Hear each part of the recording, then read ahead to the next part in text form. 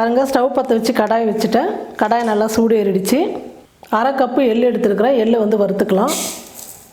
பாருங்கள், இந்த எள்ளு வந்து நம்ம கடையிலேருந்து வாங்கிட்டு வந்து உடனே வந்து இந்த மாதிரி வறுத்து செய்யக்கூடாது. எள்ளு எப்போவுமே வந்து கொஞ்சம் கசப்பாக இருக்கும்.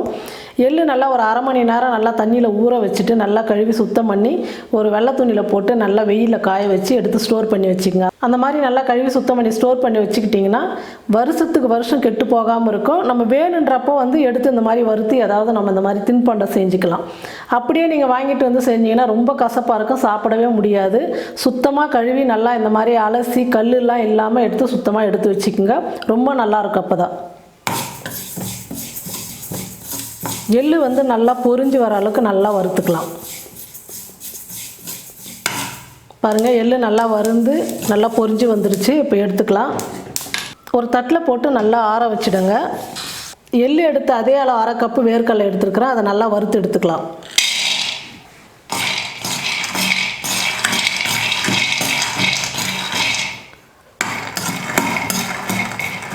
பாருங்கள், வேர்க்கடலை வந்து நல்லா வறுந்துடுச்சு. இதை வேறு தட்டில் மாற்றிக்கலாம்.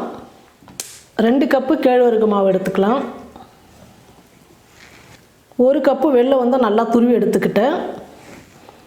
இப்போ கேழ்வரகு மாவு கொஞ்சமாக ஒரு சிட்டிகை உப்பு சேர்த்து மாவு வந்து நல்லா பிசைஞ்சுக்கலாம். இப்போ கொஞ்சம் கொஞ்சமாக தண்ணி சேர்த்து மாவு நல்லா கட்டியாக பிசைஞ்சுக்கலாம்.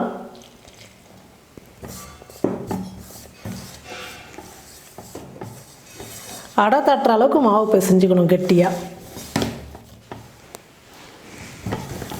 பாருங்கள், இந்த மாதிரி கெட்டியாக மாவு பிசைஞ்சிக்கணும். இப்படி உருண்டை பண்ணும் போது இந்த அளவுக்கு இலக்கமாக இருக்கணும். அப்போ தான் வந்து நம்ம அடை தட்டுறதுக்கு ரொம்ப நல்லாயிருக்கும். பாருங்கள், ஸ்டவ் மேலே தோசைக்கல் வச்சு தோசைக்கல் வந்து நல்லா சூடேறிடுச்சு. பிசைஞ்சு எடுத்து வச்சுருக்கிற ஆரிய மாவு வந்து அடையாக சுட்டு எடுத்துக்கலாம். கொஞ்சமாக எண்ணெய் ஊற்றிக்கலாம். இந்த மாதிரி சின்ன சின்ன உருண்டையாக எடுத்து தோசைக்கல் மேலே அடை மாதிரி தட்டிக்கலாம். முடிஞ்ச அளவு கொஞ்சம் நைஸாக தட்டுங்க. அப்போ தான் வந்து மாவு நல்லா வெந்து வரும்.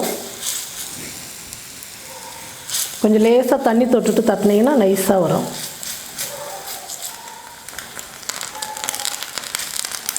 இந்த சைட்லலாம் லேசாக எண்ணெய் விட்டுக்கலாம். கொஞ்சம் அடிப்பக்கம் வெந்த உடனே திருப்பி போட்டுக்கலாம். மாவு வந்து நல்லா வேகணும். அப்போ தான் வந்து சாப்பிட்றதுக்கு நல்லாயிருக்கும். இல்லைன்னா பச்சை மாவு சாப்பிட்டா வயிறு வலி வரும். ஸ்டவ் வந்து குறைச்சி வச்சுட்டு நல்லா வேக வச்சுக்கலாம். பாருங்கள், அடை வந்து நல்லா வெந்துடுச்சு. இப்போ எடுத்து ஒரு தட்டில் வச்சுக்கலாம். எல்லா மாவும் இதே மாதிரி அடையாக தட்டி எடுத்துக்கலாம். பாருங்கள், எல்லா மாவும் வந்து நான் அடையாக சுட்டு எடுத்துக்கிட்டேன். இப்போ நல்லா சூடு ஆறட்டும். நம்ம சுட்டு வச்சுக்கிற அடை சூடு ஆறத்துக்குள்ளே மிக்சியில் வந்து நம்ம வேர்க்கடலை எள்ளும் வறுத்து எடுத்து வச்சுருக்குறோம். இது வந்து 1-2 வந்து தூள் பண்ணிக்கலாம் மிக்சி கப்பில் போட்டு. நம்ம செஞ்சு வச்சுக்கிற ஆரிய மாவு அடை வந்து இந்த மாதிரி தூளாக சின்ன சின்னதாக கட் பண்ணி மிக்சி கப்பில் போட்டுக்கலாம். அப்போ தான் அரைக்கிறதுக்கு வந்து ரொம்ப ஈஸியாக இருக்கும். அதனால் சின்ன சின்னதாக பிச்சு போட்டுக்கலாம். மிக்சி கப்பில் போட்டதுக்கப்புறம் ஒரு சுற்று சுற்றினா போதும். அதிகமாக சுற்ற வேணாம். ஒரு சுற்று சுற்றி எடுத்துக்கலாம். பாருங்கள், இந்த அளவுக்கு அரைச்சி எடுத்துக்கிட்டால் போதும். இப்போ கொஞ்சமாக வெல்லம் சேர்த்துக்கிறேன். அரைச்ச வேர்க்கடலை கொஞ்சம், எள்ளு கொஞ்சம்,